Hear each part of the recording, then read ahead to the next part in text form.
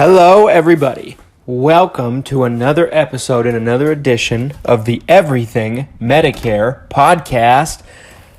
Happy Saturday. Hope you had a fantastic week, and I hope your weekend's off to a fantastic and wonderful start. This is another episode, another edition of the Everything Medicare Podcast. I am your host, Christian Brindle, where each and every week I bring you a podcast from me and my company, Christian Brindle Insurance Services, where we discuss your Medicare, your Medicaid, your Social Security, and everything that has to do with that golden age of retirement. Today is April the 6th. Hope April's going well for you so far. Starting a couple weeks ago, we started bringing you a podcast twice a week, and so far it's been very, very well received from you guys, and so we're going to keep on doing that until something changes or for future reference and future notice. So we're really, really excited to be doing that. Today, I wanted to talk about a topic that is very important, but it really only applies for this year, and we'll be bringing more information as it comes available to us. But we're going to be talking about the donut hole, also known as the coverage gap. Something that's been plaguing people on Medicare for many, many years. It's a travesty of a program. I don't think anyone would disagree with that. Well, maybe the insurance companies might, the government might, because they passed it. They must have thought it was a good idea in the first place for some reason. I'm going to explain how it works. I'm going to explain the history of it. And then I'm going to give you a couple of pointers on what you might be able to do to either avoid getting into it completely or potentially delaying on when you get into it. So let's start with the basics. So the donut hole, the Medicare coverage gap, is very, very simple. It works something like this. In the world of Medicare, when it comes to prescription coverage plans, now this could be Medicare Part D, as in dog plans, which are basically separate prescription plans, pharmaceutical plans, drug plans. They don't do anything other than that. They're usually designed to go with someone that has a Medicare supplement and pair with it, because Medicare supplements only pay what Medicare pays for, and Medicare on its own doesn't pay for prescriptions. So usually a Part D's and dog plan will go with a Medicare supplement. So it applies to every single one of those. There's not a Medicare plan that's exempt from having this program, and it works the same with all of them. There are a few differences, but as far as the rules and regulations, it works the same. But anyway, I digress. That could be a Part D plan, or it could be a Medicare Advantage plan where you have your medical, your prescriptions, and everything combined into one plan more often than not. There are Medicare Advantage plans out there that don't have prescription coverage, but they're few and far between in most areas. Basically, what I'm saying is every single program that's a Medicare program that offers prescription coverage, whether it be Medicare Advantage plans or whether it be Part D plans, drug plans, they all carry the donut hole. And it's going to work the same for all of them. So it works a little something like this. The donut hole, and the numbers on this change every year, but the donut hole is a stage of Medicare drug coverage. In the Medicare world, there are 4 stages of drug coverage, and I've talked about this briefly in past episodes, so this might be repeat information, and it might be redundant for some of you that listen week after week, but the Medicare donut hole is just a stage of the drug coverage. Now, there are 4 stages that could potentially be in the picture for you with Medicare drug coverage, so I'll try to explain it as simply as I possibly can. The first stage is the deductible stage. And this one's pretty self-explanatory. If you have a prescription plan that has a deductible, not all of them do, some of them do, the most a deductible could be on a Medicare plan in 2019 is, I believe, $415 or $425. $415 might have been last year. So if I got those numbers wrong, I don't have them off the top of my head, so cut me some slack. Basically, the first stage is the deductible stage. The deductible stage is very simple. The plan will not pay, and before I state this statement, I want to put something in perspective for you. The deductible, if a Part D plan has a deductible, or a drug plan or a Medicare Advantage plan, if it has a deductible, it could apply to all medications, or it could apply to certain medications. In the Medicare world, prescriptions are categorized in different categories that are called tiers. So they have tiers on which these prescriptions are placed in. And different insurance companies can take the same medication and place it in different tiers. So one insurance company might have a prescription as a tier 3, for example, while another insurance company would have the same medication as a tier 2. It's based on the insurance company's interpretation, so keep that in mind. The tiers go from tier 1 to tier 5. 1 and 2 typically apply to generics, prescriptions that are generic medications in the eyes of the insurance company. Tiers 3, 4 are brand name prescriptions, and tier 5s are specialty medications, meaning the most expensive ones out there, the multiple thousands of dollars a month prescriptions if you didn't have insurance. So we got that out of the way, tiers 1 through 5. So sometimes the deductible stage, if your plan has a deductible, not all plans do, but the deductible stage could apply to all medications, tiers 1 through 5, or it could apply to only certain tiers, tiers 3 and higher or tiers 4 and higher. It depends on the plan. So keep that in mind. That's something that's important to know. If all of your medications are a tier 1 and 2 with your current company, and your plan has a deductible, and you're thinking to yourself, well, I've never paid any kind of deductible, or I've never ran into that, it's because your plan might only apply to tiers 3 and higher, and you just might not take any medications that are that high in tier. Okay? So basically, the deductible stage, pretty self-explanatory. You have to meet the deductible before you receive coverage, depending on how your plan works. It could be all medications. It could be only certain medications as far as tiers. Deductible stage. Okay, so that's stage 1. Not all drug plans will have deductibles. Stage 2 is what's known as the initial coverage stage. This one's pretty simple as well. You have your medication. There's a set copay for this medication, and it can vary based off of pharmacy networks and things like that. But to keep it simple, you have your medication. You pay a set copay for that medication, and the insurance company pays the rest. So let's say you're taking a tier 3 medication. Hypothetically speaking, this is just as a source of example. Let's say your copay is a $40 copay. You pay $40 per month for that medication if you get it filled every 30 days. The insurance company could be paying $300 of that cost for all you know. $200, something along those lines, and you pay your copay. So it's a set copay. That one's simple. So deductible stage, initial coverage stage. Third one is the coverage gap stage, which is basically another name for the donut hole. So the way that the donut hole works, and it's a little complex, so stick with me on this. Really hear what I'm trying to explain here.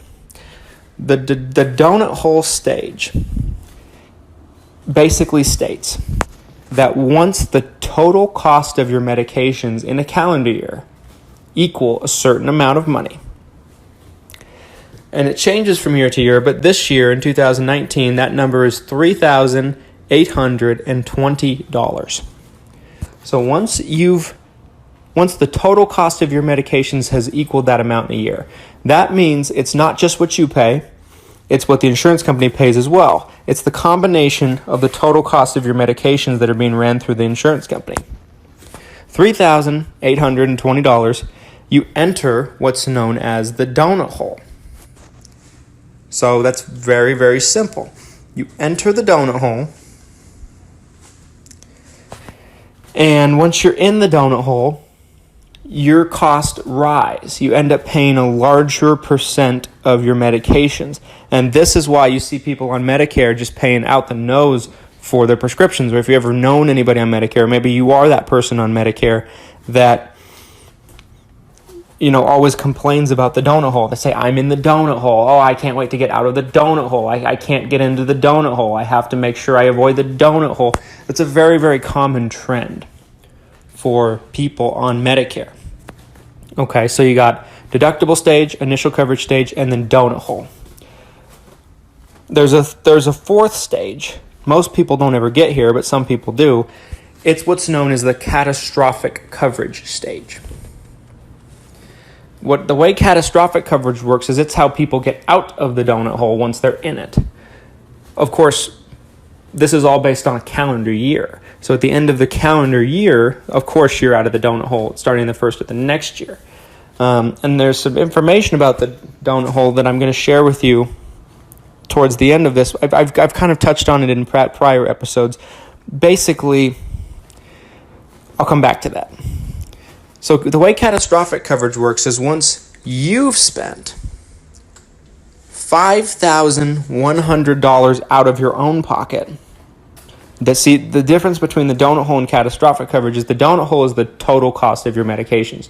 It includes what the insurance company pays as well as you. The catastrophic coverage stage is only based off of what comes out of your pocket. See? So it's easier, the way they've designed the system to where it's easier for you to get into it and harder for you to get out of it. That's why it's such a ridiculous, terrible program. And people's medications can skyrocket in the donut hole, especially brand names. But basically what happens when you enter catastrophic coverage, like I said, most people won't ever get here because this resets every single year, and it's been going on for well over a decade, probably 13, 14 years now. Once you enter catastrophic coverage, then your prescription coverage is better than it ever was. You don't pay any more than, I think, $7 or $8 for any given medication or something along those lines. I don't know the numbers off the top of my head. But you paid $5,100 out of your pocket in that year to get there first. Stay with me into segment 2, and I'm going to tell you a little bit about the history of the donut hole, who's responsible for it, and then I'm going to talk about some tips that may be able to help you avoid it or maybe even postpone it. Stay with me.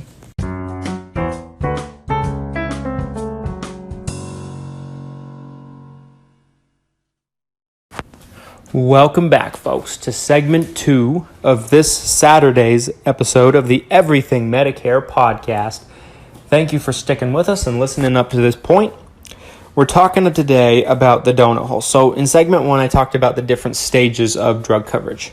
And the numbers are the same for every single prescription company and every single insurance company that offers prescription coverage, no matter what type of plan that it is in the Medicare world. Now, if you have a retirement program or a group plan or something like that works with Medicare, or you have TRICARE, veterans benefits, federal plans, FEH benefits, these don't apply to you. This stuff doesn't apply to you. Okay?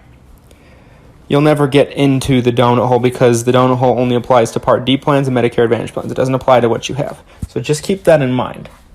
If you're listening to this and saying, well, I'm on Medicare and I don't deal with this stuff, and I have tons of medications, expensive ones, that might be why. Okay? So, donut hole was put into effect in ballpark 2005-2006 area, and it was a bill that was passed by the Bush administration. With that bill came Medicare Advantage plans as we know them today, and the Medicare prescription drug programs. Believe it or not, before this point, there were no prescription drug plans. There were discount cards, and some Medicare supplements carried some Medicare drug coverage, but it was more discounts than anything else. And it was a very different time. But that was a long time ago. It's not that important. I just thought it was interesting. If you're anything like me, if you're a geek like I am, probably you aren't. So, Medicare donut hole coverage gap. How can you avoid it? Well, okay, let me explain something to you before I get into that. What differs from one insurance company to another is each insurance companies have contracted rates with the pharmacies that you pick these medications up, as well as the pharmaceutical companies that make these medications that you pick up. So, I'll give you an example. Let me say there's 2 plans side by side. One is through insurance company number 1, One is through insurance company number 2. Insurance company number 1 has a contracted rate for a medication for $300 total cost. Your copay is $40. But of course, you pay $40, the insurance company pays $260. Follow me? So that's how the $300 prescriptions get paid for with insurance company number 1. The $300 that total, including what you pay and what the insurance company pays, is what goes towards your amount towards the donut hole. Let's say insurance company number 2 has a contracted rate of $200 total cost for that medication with the pharmaceutical company. And the copay still is $40. On paper, the coverage is the same. But insurance company number 1 will get you into the donut hole quicker and faster than insurance company number 2. So a great way to check and see if you can lower the total cost of the medications, it might not lower your copay. Your copay will most likely be the same or similar during the initial coverage stage, but it will prevent you from getting into the donut hole quicker. So that's number 1.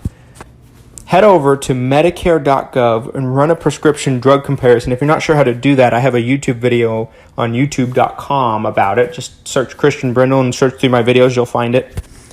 Where I walk you through how to compare prescriptions. That's a good way to find out what the total cost of your medication is, because that's what affects you getting into the donut hole. Number 2, the donut hole only applies if you run the medication through the insurance company. If you find another way to get it and the insurance company is not involved, it doesn't impact you. So, one thing you can do is, I always encourage people to look at discount programs, for one. Look into discount programs like GoodRx and stuff like that. See if you can get the medication for cheaper through the discount program than you can through your insurance. And sometimes you'd be surprised you can. And if you can do that, you save money right there. But not only that, it prevents you from getting into the donut hole as quickly, or if at all, depending on your situation and how many medications you take. Because, like I said, if the insurance company is cut out of the equation, then that one medication or 2 or 3 that you're using the coupons for instead don't go towards the donut hole. And that could be the difference from you getting in or not for some people. Okay. The other thing you can do is, if you're taking real expensive medications, real expensive brand names, insulins, whatever, one way you can avoid it is look into patient assistance programs. A lot of times these manufacturers will have patient assistance programs where they will give you the medications for free once you spend a certain amount out of your pocket, normally. Not all of them, but go on Google, look up the medication you're really having trouble with, see if there's a patient assistance program. Now, I want to preference my comments by saying be very, very careful. There's a lot of scams out there that represent themselves as patient assistance programs. Make sure it's through the manufacturer of your medication. There's a lot of really good ones, and there are a lot of bogus, phony, baloney ones out there, so you want to avoid those ones. But that's an option. Another thing you can do is, if, let's say, there's not any program available for your certain medication, and I did a whole episode about how to possibly save money on prescription drugs earlier. I think it was last year. Go back and listen to that. I couldn't tell you what episode it was, but it's probably in the 20s, 30s episodes. We're on episode 45, 46 today, I think. Basically, let's say there's no program like that available for your medication. Ask your doctor if he can give you refills. Refills. Put samples on your refills, and you would be amazed. I've had clients of mine where their doctor's been willing to give them samples for up to 3 years on a real expensive medication. They didn't pay anything. Some doctors are there to help you, and they want to help you, and some of them are very, very generous. And if you don't ask, the answer is always no. So that's an option you can explore. Of course, you pay nothing in that situation. That can save you a tremendous amount of money. Another thing you can do is, this is going to differ from state to state, so this is a complicated one, but see if your state provides any subsidy programs if you're on a budget. There's a program called low income subsidy, also known as extra help, and it's going to the eligibility and the qualifications for it are going to differ from state to state. However, it's not such a bad idea to look into it and see if you qualify. That way, your copays will get partially paid by the state program. If you're tremendously low income, you just want to apply for Medicaid and go all in, your prescription costs will drop down to basically almost nothing potentially if you get that, depending on your level. But those are some tips. Remember, you just have to get through to the end of the year. The donut hole is, and I've said this in the past, if you're a new listener, the donut hole is scheduled to completely disappear after this year. So this episode is really only going to help you out this year. However, we have no idea what it's going to look like next year. We don't know if they're going to, roll out with a new program that's better or worse. We just don't know enough information at this point. But the donut hole is said to go away starting next year. Now, we've never had Medicare drug coverage without the donut hole, so we don't know what this is going to look like. They could try to make up the difference in raising premiums through the roof. We just don't know. I will provide you information as it becomes available to me. Stay with me into segment 3, and we will wrap this episode up. Stay tuned.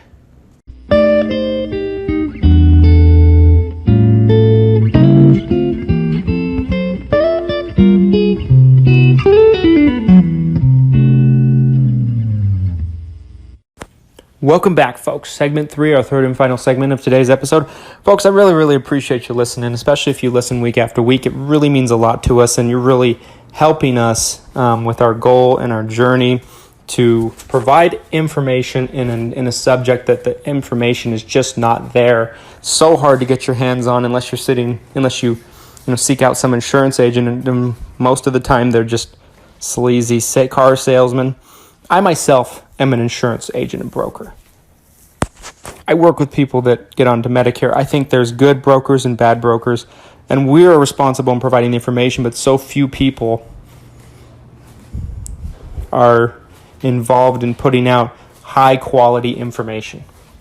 And so that's our goal and our mission with this podcast, to make this easier for you.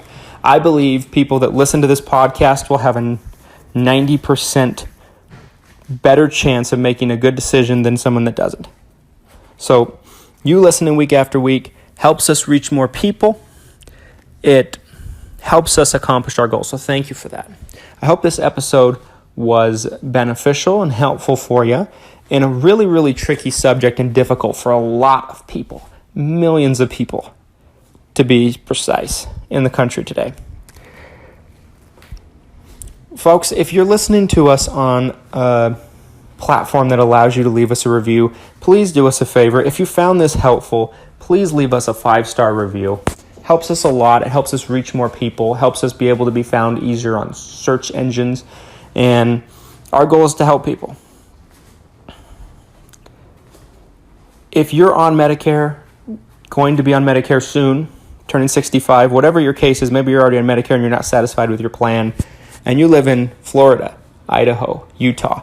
My company is licensed in those 3 states at this time, and you are welcome to reach out to us for a free consultation. We'll take a look at what you have, see if there's any improvements to be made, or if you're not on Medicare yet, we can go over what options you have available to you.